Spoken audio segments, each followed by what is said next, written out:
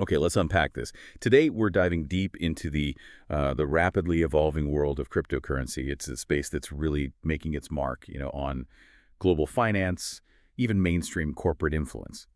Now, you might think crypto is just, well, volatile prices mostly. But our sources today, they reveal a much richer story. We're talking strategic growth, big regulatory shifts, and some really unexpected innovation. Yeah, and what's fascinating here, I think, is how the narrative is expanding. It's really broadening out. We're not just looking at, say, institutional adoption anymore. It's also about how diverse global needs are fundamentally reshaping what these crypto platforms actually look like, how they function day to day. Yeah. Our mission here in this deep dive is really to connect the dots between these things that might seem separate, from corporate awards to grassroots innovation, just to give you the full picture. Exactly. So we'll explore how a major player like Coinbase is, well, both riding and driving this wave of legitimacy. They're becoming a real bellwether. And then this is where it gets really interesting. We'll pivot. We'll discover how emerging economies are actually leading a kind of retail revolution, pushing boundaries in user experience and security, ways the developed world is now kind of learning from. So what does this all actually mean for the future of digital assets? And for your understanding of this space, let's find out. Let's start with Coinbase then, because they are, undeniably having a moment. They recently landed on Time's 100 most influential companies list for 2025, specifically called out as a disruptor. That's a huge stamp of approval for a crypto company, isn't it? It really is a massive signal. But, for a disruptive industry, does becoming mainstream also carry risks? Like losing that innovative edge or maybe getting a bit complacent? That's a great point. And yeah, there's always that tension, right? Legitimacy versus staying nimble. But what's crucial to understand here is that Coinbase is often used almost as a proxy, to gauge the health and the growth of the whole crypto industry, especially in the United States. Its performance, its stock price, it gives us a really telling read on the overall market sentiment, which makes that mainstream validation, like the Time list, even more significant. Right. And it's not just market sentiment. They're actively shaping things too. Absolutely. Beyond sentiment, they were identified as a leading policy advocate back in 2024, really putting in the work, influencing efforts down in Washington, D.C. And that advocacy, it seems like it's paying off. Look at their stock performance. Pretty remarkable. We saw that sharp rally after the Senate passed the Genius stablecoin bill just recently, right? June 17th. Pushed the stock up, from around $303 to a high of $382. That's a big jump in a short time. A very significant jump, yeah. Over 25% quickly there. And then don't forget, back in May, another huge milestone. They became the first crypto stock ever added to the S&P 500 index, the bellwether index. Wow. Okay. So, yeah, it really does feel like crypto has properly arrived on Wall Street with that one, doesn't it? Absolutely. And if you zoom out a bit, this increased interest, institutional, investor, media focused on Coinbase, it really could signal, potentially, a sustained bull market for digital assets in the coming months. It's a very public validation. So for you, the listener, keep an eye on this. If more industry-friendly bills pass, Coinbase is positioned to become an even bigger hub for U.S. crypto activity. It just solidifies their role as a key player to watch. Okay, so they're influential in the U.S., shaping policy, hitting milestones. But this influence isn't just staying within the U.S. borders, right? Our sources suggest Coinbase is making pretty proactive moves into new markets, driven by these same regulatory shifts we're seeing globally. I'm curious, what's their next big play on the international stage? Well, their global footprint is definitely expanding, and quite rapidly. For one, they're reportedly seeking approval from the SEC, the U.S. Securities and Exchange Commission, to offer tokenized equities.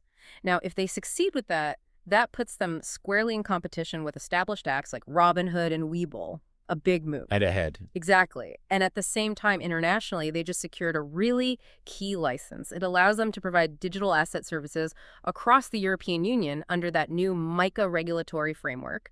That was June 20th. And they plan to set up their main EU headquarters in Luxembourg based on that license. Interesting. It certainly feels like crypto has gone mainstream when you see, well, the president addressing a major crypto summit. U.S. President Donald Trump spoke at the Coinbase State of Crypto Summit just this month, June 2025, and he promised to establish a comprehensive crypto regulatory framework under his administration. He actually said, and I'm quoting here, "We will be working to create clear and simple market frameworks that will allow America to dominate the future of crypto and Bitcoin."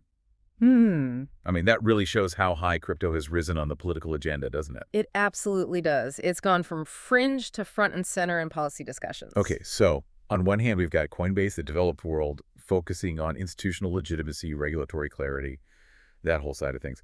But what happens when that clarity isn't there? When people are forced to innovate just out of sheer necessity? That's exactly what our sources show happening in emerging markets. They aren't just adopting crypto. They're truly redefining it. Right. And here's the maybe surprising truth. Some of the most groundbreaking user experience innovations in crypto, they aren't coming out of Silicon Valley right now. They're emerging from what you might call high-friction economies, places where necessity is literally designing the future of finance. People in these regions are setting new standards for the whole global crypto ecosystem. They're using crypto as a really effective hedge against dollar devaluation and also as a powerful tool for wealth creation. So it's like a tale of two different adoption curves playing out simultaneously. Is that fair? Yeah. In developed markets, you see crypto being legitimized, becoming this alternative asset class, through institutional ETFs, giving broader access to derivatives, tokenized assets, on-chain treasuries, and that's helping solve crypto's earlier, let's say, reputation problem. Exactly. That's one path. Meanwhile, in emerging markets, people are turning to crypto as a practical, almost essential tool. Think about remittances, sending money home, or just getting access to dollarized assets in places where the local banking system might be fragile or unreliable.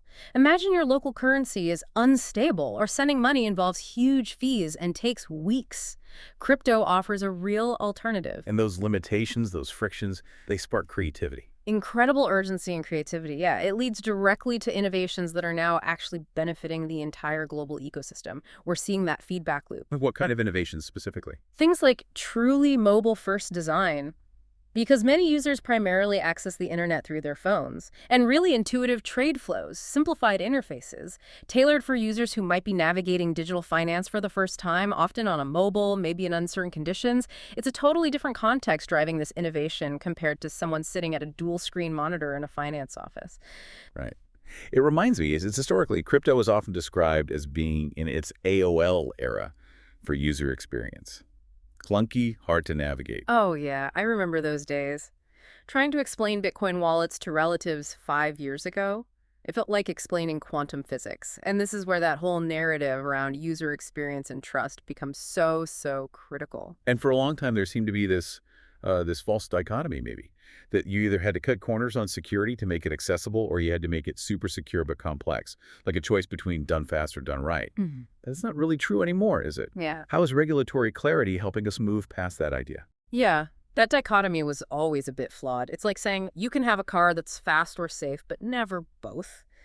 Which is obviously not true for modern cars. For a long time, maybe crypto felt a bit like that. But now, with clearer legislation coming into place, like the U.S. stablecoin bill you mentioned, or the EU's MiCA framework, it signals growing regulatory confidence, and crucially, institutional buy-in follows that. So platforms can now invest heavily in being user-friendly without being reckless. They have clearer guardrails. Okay, so it's not about trade-offs anymore. Our sources are highlighting that things like institutional-grade safeguards, MPC custody, AML KYC, these are not just table stakes, right? Expected baseline features, not compromises. Exactly. They're becoming standard. And UI UX improvements, making things easier to use, that's happening without compromising the security underneath. Yeah. Feels like the industry is finally, well, growing up. Precisely. And this is where I'd say the genius of what's happening in emerging markets really shines through.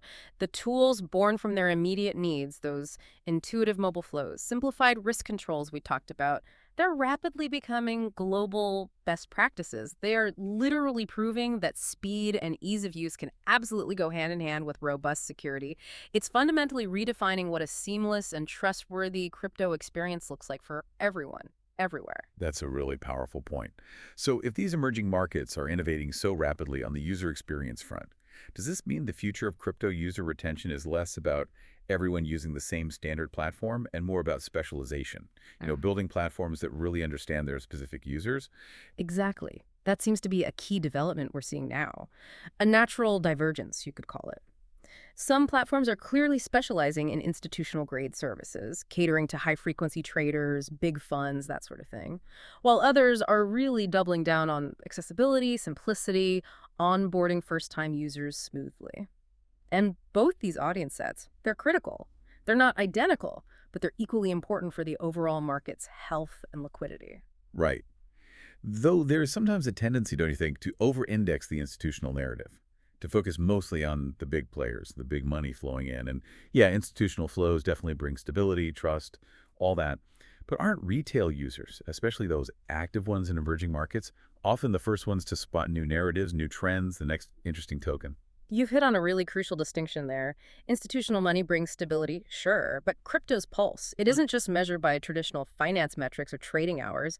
It's driven heavily by social signals. What kind of signals? We're talking about things like tracking whale movements, large holders depositing or withdrawing from exchanges, sentiment gauges like the Fear and Greed Index, even technical events like major blockchain upgrades.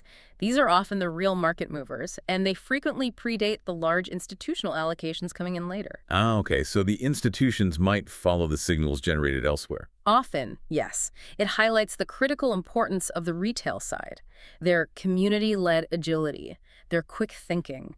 It's not just noise, it's a vital part of the ecosystem and actually a net positive for the industry. So this really isn't about pitting retail against institutional players then. It sounds like they're both absolutely essential. Different roles, but both needed for a thriving, liquid, future-facing market. Precisely. It's genuinely a collaborative dynamic, even if it doesn't always look like it on the surface. You have institutional players bringing in the essential securities, the safeties, building that foundation of trust and compliance. And meanwhile, you have retail driving the enhancements to accessibility and speed, constantly pushing the boundaries of user experience, and often being first to identify the next wave of innovation. So ultimately, emerging markets aren't replacing developed ones or anything like that. They're expanding what's possible for everyone, leading this kind of retail revolution where platforms are just driven to become simpler, faster, more secure, and ultimately more global. Yeah. And that strengthens the whole core of the crypto ecosystem, really, by building for all users. Well said. That captures the dynamic perfectly. Wow. Okay, we've taken quite a fascinating journey today, I think, uncovering how this whole crypto landscape is being shaped by these powerful forces from, Washington, D.C. boardrooms all the way to mobile phones and bustling emerging economies. It's definitely not a one-dimensional story. It's this complex and frankly exciting interplay of regulation, innovation, and really diverse user needs. Yeah, and what really stands out if you connect it all to the bigger picture is how knowledge, especially in a field moving as fast as crypto, is truly most valuable when it's understood and applied across these multiple perspectives. This dynamic collaboration we talked about between institutional and retail forces, it isn't just pushing the industry forward bit by bit. It feels like it's fundamentally redefining what's even possible in digital finance. So what does this all mean for you, the listener? Well, hopefully you've now got a much deeper understanding of the forces at play here. The key players, sure, but also the surprising ways global adoption is genuinely driving innovation from the ground up. Right. And this leaves us with a final, maybe provocative thought for you to consider. How might this ongoing push for regulatory clarity in developed markets like the US and EU, combined with these groundbreaking, user-centric innovations being driven out of emerging economies, how might that combination fundamentally transform not just the crypto space itself, but potentially the entire global financial system in the coming years? Something to chew on.